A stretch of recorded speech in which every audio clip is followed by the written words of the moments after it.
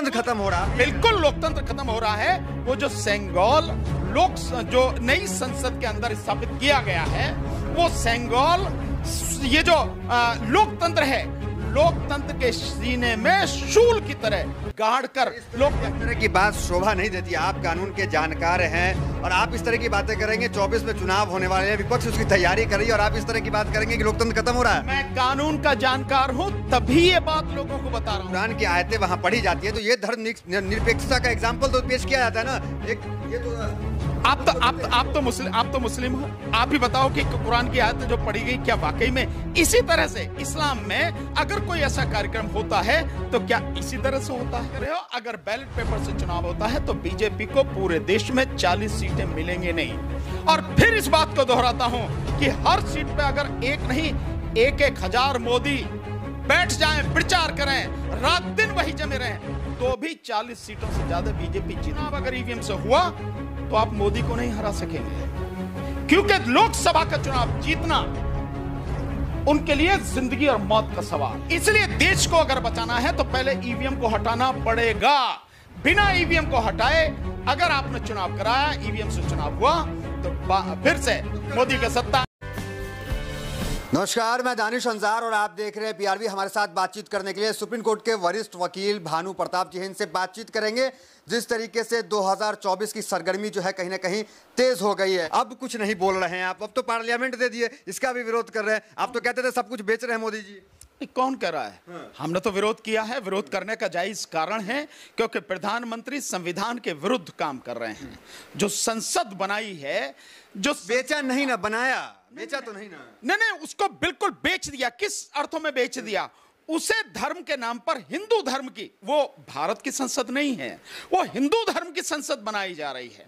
और वो जो संसद बनाई जा रही है वो राष्ट्रतंत्र के स्थापना के लिए, जिसका काम एक वो जो सेंगोल है उसकी स्थापना के बाद शुरू हो गया, उसके लिए किया जा रहा है। क्या जो संसद है, जो संसद लोकतंत्र का प्रतीक है और भारतीय संविधान के अनुसार अनुच्छेद 79 के अंतर्गत संसद कैसे बनती है? संसद बनती है राष्ट्रपति और संसद के दोनों सदन, उच्च सदन यानी राज्यसभा, निम्न सदन यानी लोकसभा, इन तीनों का मिला के बनती है। और राष्ट्रपति हेड ऑफ द स्टेट यानी हेड ऑफ द इंडिया हैं, भारत के जो प्रतिनिधि हैं या जो भारत का प्रतिनिधित्व करते हैं वो राष्ट्रपति करते हैं। प्रधानमंत्री सरकार का हेड है, प्रधानमंत्री सरकार का हेड है, लेकिन देश का जो हेड है वो राष्ट्रपति है। और राष्ट्रपति को मिला के संसद बनती है, लेकिन राष्ट्रपति को बुलाया नहीं गया, उपराष्ट्रपति को बुलाया नहीं गया। ये कैसे कह सकते? ये लोकतंत्र का प्रतीक संसद नहीं है, हिंदू राष्ट्र का प्रतीक है। ये निश्चित रूप से, बिल्कुल बता रहा हूं मैं, कैसे बता रहा हूं। जितनी भी प्रक्रिया वहां पर की गई शुरू से लेकर आखिर तक सारी हिंदू धर्म के अनुसार की गई है।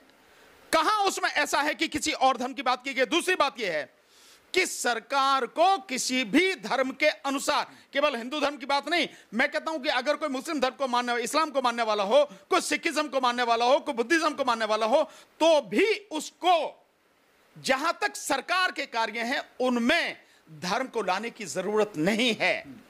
क्यों नहीं है? क्योंकि भारत का संविधान कहता है कि भारत एक धर्मनिरपेक्ष राष्ट्र है। और सरकार, धर्मनिरपेक्ष राष्ट्र का मतलब यह है कि सरकार का कोई धर्म नहीं है, भारत का कोई धर्म नहीं है, भारत के लोगों का धर्म है, सरकार का कोई धर्म नहीं है। लेकिन जब सरकार, और सरकार में भी प्रधानमंत्री एक धर्म विशेष को लेकर उसी के अनुसार सारे काम कर रहे हैं, दबे जुबान हिंदू राष्ट्र बनाने की निश्चित रूप से हिंदू राष्ट्र की जो है ऑफिशियली आप समझिए कि घोषणा की ये स्थिति आ चुकी है। और केवल हिंदू राष्ट्र की नहीं, देश में लोकतंत्र के होते हुए, संविधान के होते हुए राष्ट्रतंत्र की स्थापना का काम शुरू कर दिया गया है।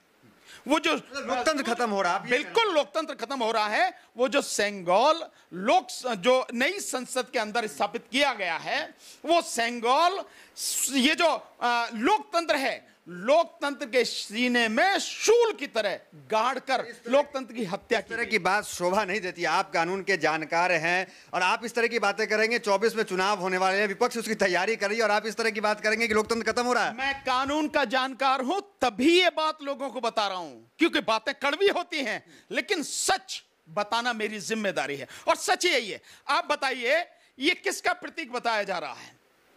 ये प्रतीक किसका बताया? हिंदू धर्म का प्रतीक है।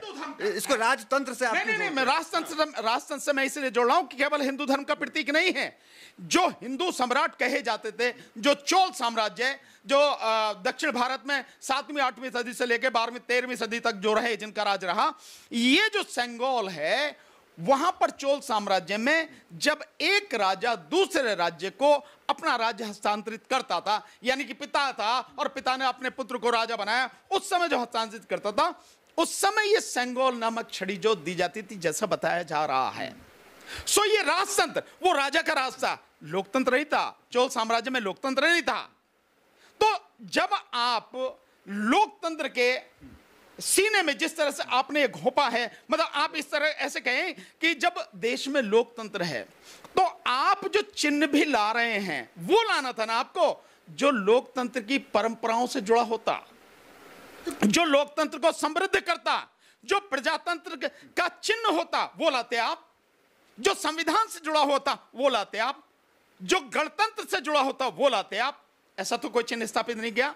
तो आप एक तरफ भाषण दे रहे हैं सारे लोकतंत्र के, आप लोकतंत्र की जो मतलब देश में जो शासन स्थापित है वो लोकतंत्र का स्थापित है संविधान के माध्यम से कहने के लिए, लेकिन आप वहां पर संसद में जो चिन्ह स्थापित करें वो राजतंत्र का करें और कह रहे हैं पावर ऑफ ट्रांसफर, जो ट्रांसफर ऑफ पावर, यानी पावर का ट्रांसफर काय बात में ट्रांसफर हुआ भाई? मोदी से पहले कोई और प्रधानमंत्री था, 9 साल से मोदी है ना, तो 9 साल में पावर किसके माध्यम से आ रही है? कहां से लेके आ रहे हो आप? कहीं और है पावर? पावर तो संसद के पास ही है, सरकार के पास ही है, और तुम ही प्रधानमंत्री हो और तुम ही उसे लेके आ रहे हो, या कहीं और से लेके आ रहे हो?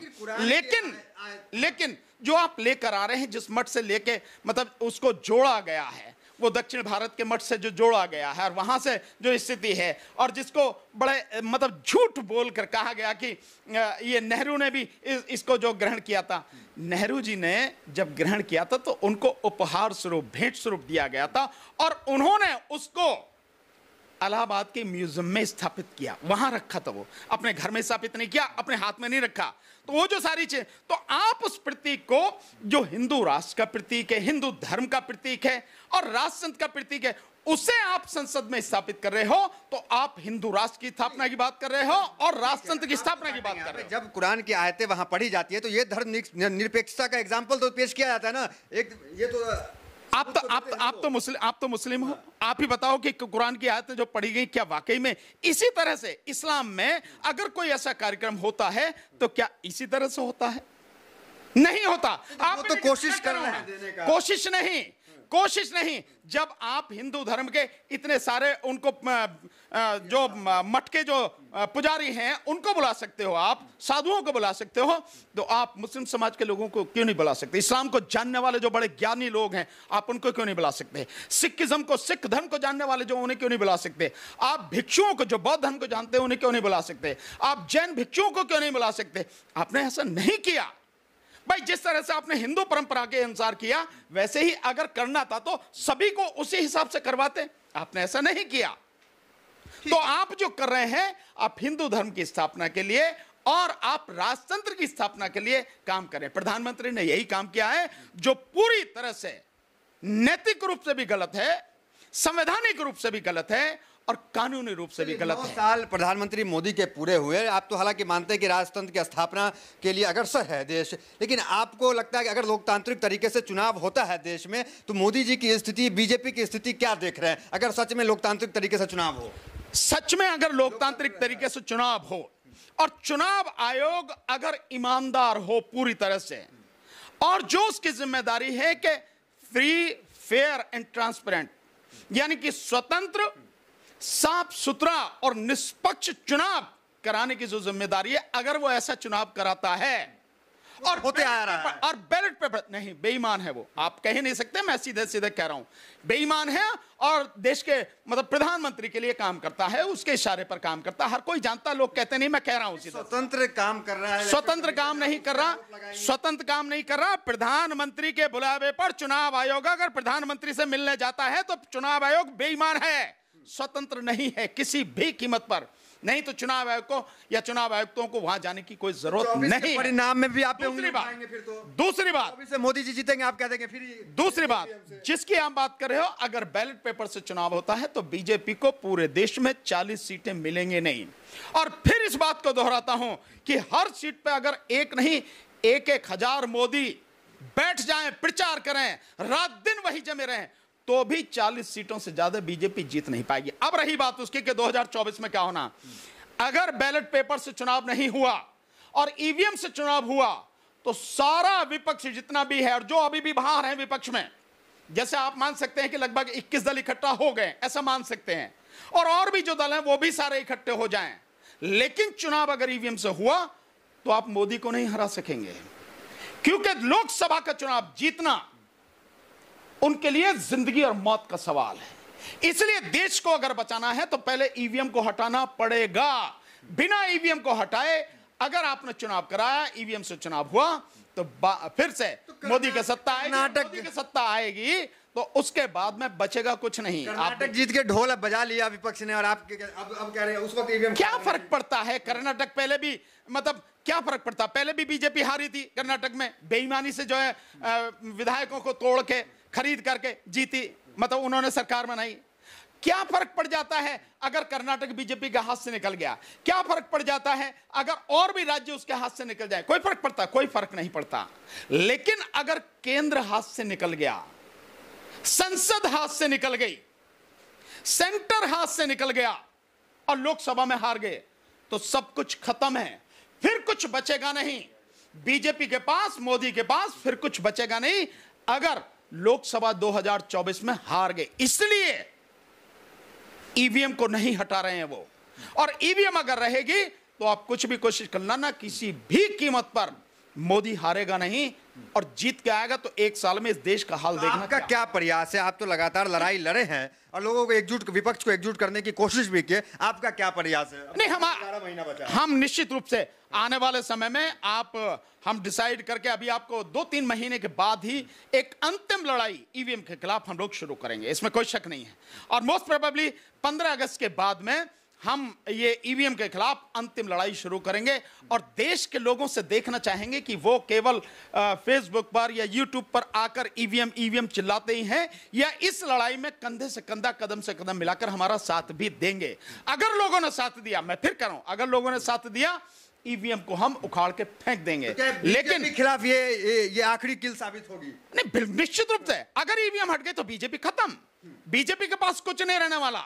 और आप देखना मेरी बात कितनी सच निकलेगी। अगर ईवीएम हट गई और बैलेट पेपर से चुनाव होगा तो 40 सीटें नहीं जीत पाएगी। और फिर सबसे पहला काम जो होगा, मोदी जी फटाक से जो 8,500 करोड़ का जो जहाज खरीदा ना, उसमें बैठ के देश छोड़ के भागेंगे।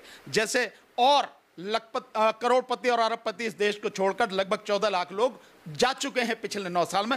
वो भी लोकप्रियता देख के तो ऐसा नहीं लगता है कि ईवीएम में गड़बड़ी होगा, क्योंकि लोग भी तो उनके कई भगत हो गए हैं आज की डेट में। नहीं, कुछ भगत हो गए हैं, ऐसे चंद लोग तो रहते ही हैं, लेकिन लोकप्रियता क्या है?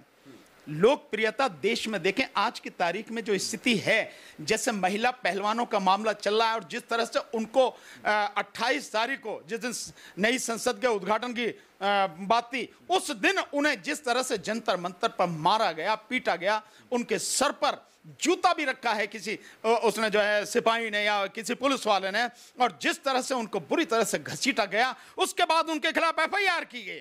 और एफआईआर करने के बाद जो बेशर्म दिल्ली पुलिस है उसने उनको पकड़ने के लिए, उन बच्चों, निर्दोष लोग हैं, उनको पकड़ने के लिए जिस तरह से दबिश दी और वो खेतों में जाके छुपते रहे। इतना बुरा जो माहौल ये बन रहा है, लगातार लोगों के अधिकारों को, लगातार लोगों के अधिकारों को जिस तरह से कुचला जा रहा है, देश की जनता में बहुत जबरदस्त रोष है।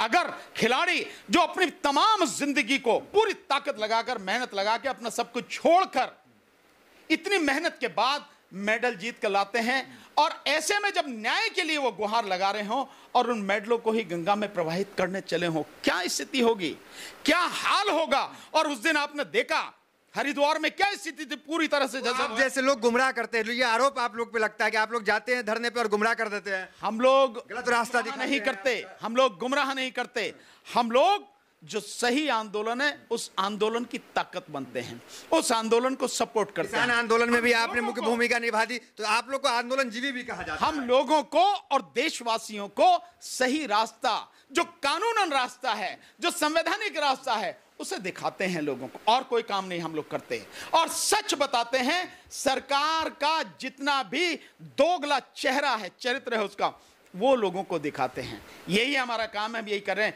और इसमें हमें आंदोलनजीवी कहा जाए तो हमें फक्र है इस बात का कि हम आंदोलनजीवी हैं। कम से हम किसी का खून तो नहीं चूस रहे, कम से कम हम बेटी बचाओ बेटी पढ़ाओ का नारा देकर बेटियों को अपमानित तो नहीं कर रहे, बेटियों के खिलाफ अपराध करने वाले अपराधियों को तो नहीं बचा रहे ना। हम आंदोलनजीवी हैं, हमें फक्र है इस बात का कि देश के लिए हम जब भी जरूरत होती है आके खड़े होते हैं, संघर्ष करते हैं, कंधे से कंधा मिलाकर साथ चलते हैं। चलिए, बहुत बहुत धन्यवाद बातचीत करने के लिए। ये भानु प्रताप जी थे जो तमाम सवालों का बड़ी बेबाकी से जवाब दे रहे थे और कह रहे हैं कि ईवीएम की जो लड़ाई ये लगातार लड़ रहे थे, लगातार जो है इसका प्रदर्शन, धरना प्रदर्शन तमाम जगह चल रहा था।